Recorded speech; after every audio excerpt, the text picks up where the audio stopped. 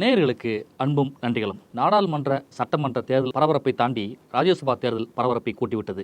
அதிமுக எம்எல்ஏக்கள் தயவில் பாமகவின் அன்புமணியும் தமாகவின் ஜி.கே. வாசனும் ராஜ்யசபா எம்பிக்கள் ஆனது போல தேமுதிகவின் பிரேமலதா ஏன் ராஜ்யசபா எம்பி ஆக முடியவில்லை? அன்புமணிக்கும் ஜி.கே. வாசனுக்கும் சீட் கொடுத்த எடப்பாடி பழனிசாமி தேமுதிகவிற்கு மட்டும் ஏன் தரவில்லை? 2026ஆம் ஆண்டு ராஜ்யசபா சீட் தேமுதிகவிற்கு தரப்படும் என அதிமுகவின் வாக்குறுதி காப்பாற்றப்படுமா? அத்தனை கேள்விகளுக்கும் இந்த வீடியோவில் விடை தேடுவோம். அம்மா வழியில் நடக்கும் கழகம் என எடப்பாடி பழனிசாமி அடிக்கடி தாரக மந்திரத்தை உச்சரிப்பார். ஆனால் ஜெயலலிதாவின் அடிச்சுவற்றை அப்படியே பின்பற்ற மாட்டார். 2019 அன்புமணிக்கு ராஜ்யசபா சீட்டை பழனிசாமி தந்ததே அதற்கு சாட்சி. 2019 நாடாளுமன்ற தேர்தலில் அதிமுக கூட்டணியில் பாமக, பாஜக, தேமுதிக, புதிய தமிழகம், புதிய நீதி கட்சி, தமாக ஆகிய கட்சிகள் அங்கம் வகித்தன. பாமகவுக்கு 7 தொகுதிகளும் ஒரு ராஜ்யசபா சீட்டும் தருவதாக ஒப்பந்தம் போடப்பட்டது. அந்த தேர்தலில் அதிமுக கூட்டணி படுதோல்வி அடைந்தது. ஒரு இடத்தில் தான் வெற்றி பெற்றது. ஓபிஎஸ் மகன் மட்டுமே வென்றார். பாமகவுக்கு ஒதுக்கப்பட்ட 7 தொகுதிகளிலும் தோல்வி அடைந்த போதும் கூடுதலாக ஒரு ராஜ்யசபா சீட்டும் தரப்படும் என அதிமுகவோடு போட்டுக்கொண்ட ஒப்பந்தத்தின் அடிப்படையில் அன்புமணி ராஜ்யசபா வேட்பாளராகிவிட்டார். 2019 நாடாளுமன்ற தேர்தல் முடிந்த 2 மாதத்தில் ராஜ்யசபா தேர்தல் அறிவிக்கப்பட்டது. அன்றைக்கு சட்டமன்றத்தில் பாமகவுக்கு ஒரு எம்எல்ஏ கூட இல்லை. அதிமுக எம்எல்ஏக்கள் ஆதரவோடு அன்புமணி ராஜ்யசபா எம்பி ஆனார். அதற்கு சரியாக 10 ஆண்டுகளுக்கு முன்பு அதே காட்சிகள் 2009 நாடாளுமன்ற தேர்தலில் அரங்கேறின. 2019 நாடாளுமன்ற தேர்தலைப் போலவே 2009 தேர்தலில் அதிமுக கூட்டணியில் இடம்பெற்ற பாமகவுக்கு 7 தொகுதிகளும் பிளஸ் ஒரு ராஜ்யசபா சீட்டும் கொடுத்தார் அன்றைக்கு பொதுச் செயலாளராக இருந்த ஜெயலலிதா. தேர்தலில் திமுக கூட்டணி வெற்றி பெற்றது. அதிமுக அணியில் அதிமுக 9 இடங்களிலும், மதிமுக, சிபிஎம், சிபிஐ கட்சிகள் தலா ஒரு இடத்திலும் வெற்றி பெற்றன. போட்டியிட்ட ஒரு தொகுதியில் கூட பாமக ஜெயிக்காததால் கூட்டணி ஒப்பந்தப்படி அதற்கு அளிக்க வேண்டிய ராஜ்யசபா சீட்டை ஜெயலலிதா தரவில்லை. 2009 நாடாளுமன்ற தேர்தலும் 2019 நாடாளுமன்ற தேர்தலிலும் பாமகவுக்கு தொகுதி ஒதுக்கீடு 7 தான். அதே போல கூடுதலாக ராஜ்யசபா சீட் ஒதுக்கீடும் 1 தான். ஆனால் ஜெயலலிதா ஒப்பந்தத்தை மீறினார். எடப்பாடி பழனிசாமியோ நிறைவேற்றினார். அன்புமணிக்கு ராஜ்யசபா சீட்டை ஜெயலலிதா தடுத்தார். எடப்பாடி பழனிசாமியோ கொடுத்தார். அதிமுக தொடர்ந்த வழக்குதான் 2009 அன்றைக்கு ராஜ்யசபா சீட்டை அன்புமணிக்கு ஜெயலலிதா தராமல் போனதற்கு காரணம். 2009 நாடாளுமன்ற தேர்தல் தோல்விக்கு பிறகு ஜெயலலிதாவை சந்திக்க முயன்று தோற்று போனார் ராமதாஸ். ஏற்கனவே அதிமுகவுடன் ஒப்பந்தம் செய்து கொண்டபடி 2010ஆம் ஆண்டு காலியாகும் ராஜ்யசபா இடத்தை தனது மகன் அன்புமணிக்கு ஜெயலலிதா ஒதுக்க மாட்டார் என்ற உண்மை ராமதாஸுக்கு புரிந்தது. 2009 அக்டோபர் 3ஆம் தேதி தைலாபுரத்தில் கூடிய பாமகவின் செயற்குழுவில் 2006ஆம் ஆண்டு நடந்த ஒரு கொலை வழக்கில் ராமதாஸ் குடும்பத்தினர் பெயர்களை சேர்க்க வேண்டும் என அதிமுக முன்னாள் அமைச்சர் சி.வி. சண்முகம் சென்னை ஐகோர்ட்டில் வழக்கு தொடர்ந்தார். இந்த நிலையில் அதிமுகவுடன் தோழமை உறவை தொடர முடியாது என தீர்மானம் நிறைவேற்றினார்கள். ராஜ்யசபா சீட்டில் பாமகவுக்கு இப்படி பட்ட இனாமம் ஜெயலலிதா சூட்டியது ஒரு முறை அல்ல, 2 முறை. 2001 சட்டசபை தேர்தல் நேரத்தில் பிரதமர் வாஜ்பாய் அமைச்சரவையில் திமுக, பாமக கட்சிகள் அங்கம் வகித்தன. திடீரென்று ஒரு நாள் மத்திய அமைச்சர் பதவிகளை ராஜினாமா செய்துவிட்டு அதிரடியாக அதிமுக கூட்டணியில் இணைந்தது பாமக. ஜெயலலிதா கொடுத்த 27 சீட்டுகளும் புதுச்சேரியில் 2.5 ஆண்டு ஆட்சி பங்கும் தான் மந்திரி பதவிகளையே பாமக துறக்க காரணம். தமிழகத்தில் 20 தொகுதிகளில் வென்றபோதும் புதுச்சேரி தேர்தலில் மண்ணை கவ்வியது. மத்தியில் 2 அமைச்சர்களை இழந்த நிலையில் அன்புமணிக்காக ராஜ்யசபா சீட்டை ஜெயலலிதாவிடம் கேட்டார் ராமதாஸ். அதை கொடுத்தால் வாங்கி கொண்டு நம்மை உதறி தள்ளிவிட்டு வாஜ்பாய் அமைச்சரில் போய் மீண்டும் ஒட்டிக்கொள்வார் என சரியாக கணித்தார் ஜெயலலிதா. அதனால் ராஜ்யசபா சீட்டை தரவே இல்லை. சீச்சி, இந்த பழம் புளிக்கும் என சொல்லி அதிமுக கூட்டணியிலிருந்து உடனே விலகினார் ராமதாஸ். இந்த விலகலுக்கு ராமதாஸ் எழுதிய பொலிப்புரை இது. எங்களை ஜெயலலிதா மரியாதையாக நடத்தவில்லை. ராஜ்யசபா சீட் கேட்டோம், ஜெயலலிதா எந்த பதிலும் தரவில்லை. தன்மானத்தை இழந்துவிட்டு கூட்டணியில் நீடிக்க விரும்பவில்லை. மீண்டும் தேசிய ஜனநாயக கூட்டணியில் இணைகிறோம் என ஒரே போடு போட்டார். ராஜினாமா செய்த மத்திய மந்திரி பதவிகளை மீண்டும் பிடித்தது பாமக. 2004 நாடாளுமன்ற தேர்தலில் திமுக கூட்டணியில் இடம்பெற்ற பாமக போட்டியிட்ட 6 தொகுதிகளிலும் வென்றது. இந்த முறை மகனை மந்திரி அரியணையில் அமர வைத்தார் ராமதாஸ். தேர்தலில் போட்டியிடாமலேயே அன்புமணி மத்திய சுகாதாரத்துறை அமைச்சரானார். அதற்கு வசதியாக ராஜ்யசபா சீட் அன்புமணிக்கு வழங்கியது திமுக. 2004 ஜூன் 30ஆம் தேதி அன்புமணி ராஜ்யசபா எம்பி ஆனார். அடுத்த 13ஆவது நாள், அதாவது 2004 ஜூலை 13ஆம் தேதி விஜயகாந்த் கர்ஜித்தார்.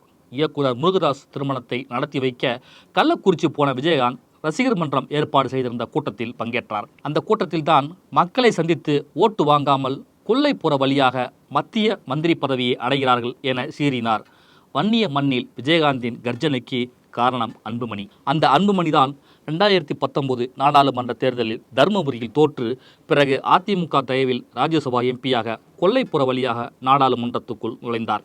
அப்போது அதிமுக பாமகவோடு கூட்டணியில் இருந்த தேமுதிகவுக்கு ராஜ்யசபா சீட்டை எடப்பாடி பழனிசாமி தரவில்லை. அடுத்து ஜி.கே. வாசனின் கதையை பார்ப்போம். அன்புமணி ராஜ்யசபா எம்பி ஆன அடுத்த ஆண்டே, அதாவது 2020ஆம் ஆண்டு ராஜ்யசபா தேர்தல் நடைபெற்றது.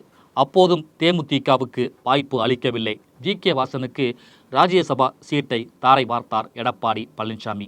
2020இல் ராஜ்யசபா தேர்தல் அறிவிப்பு வெளியான தினத்திற்கு 150 நாட்களுக்கு முன்பே ஜி.கே. வாசனுக்கு ராஜ்யசபா சீட் உறுதி செய்யப்பட்டுவிட்டது. அதற்கு சாட்சி சென்னை ஏர்போர்ட்டில் நடந்த ஒரு காட்சி. 2019 அக்டோபர் 11ஆம் தேதி சென்னை ஏர்போர்ட்.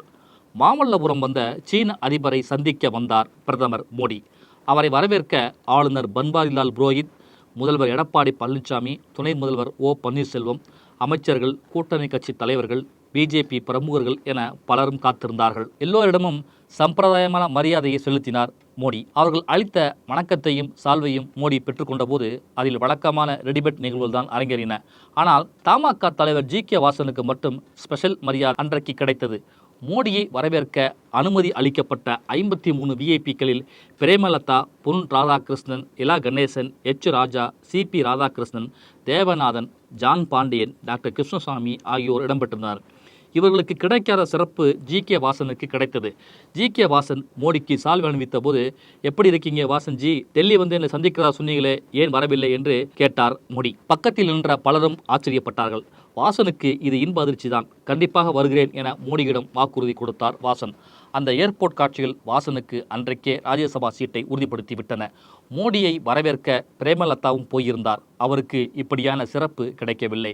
இப்போது போல அப்போதும் ராஜ்யசபா சீட் கேட்டு எடப்பாடி பழனிசாமியிடம் மல்லு கட்டி கொண்டிருந்தார் பிரேமலதா. எடப்பாடி பழனிசாமியிடம் சுதீஷை தூது வேறு அனுப்பினார். ஆனாலும் ராஜ்யசபா சீட் அன்றைக்கும் தரவில்லை. இந்த ஏர்போர்ட் காட்சியில் நடப்பதற்கு 6 மாதங்களுக்கு முன்புதான் நாடாளுமன்ற தேர்தல் நடைபெற்றது. அந்த தேர்தலில் அதிமுக தலைமையிலான கூட்டணியில் பாமகவுக்கு 7 தொகுதிகளும், பிஜேபிக்கு 5 தொகுதிகளும், தேமுதிகவுக்கு 4 தொகுதிகளும் தரப்பட்டன. தமாக, புதிய தமிழகம், புதிய நீதி கட்சி, என்ஆர் காங்கிரஸ் கட்சிகளுக்கு தலா 1 தொகுதியில் ஒதுக்கப்பட்டன. 4 தொகுதிகள் நாடாளுமன்ற தேர்தலில் வாங்கிய தேமுதிகவுக்கு ராஜ்யசபா சீட் இல்லை. 1 தொகுதியை மட்டுமே பெற்ற தமாகவுக்கு ராஜ்யசபா சீட் யார் பெற்றுக் கொடுத்திருப்பார்கள் என யூகிக்க தேவையில்லை.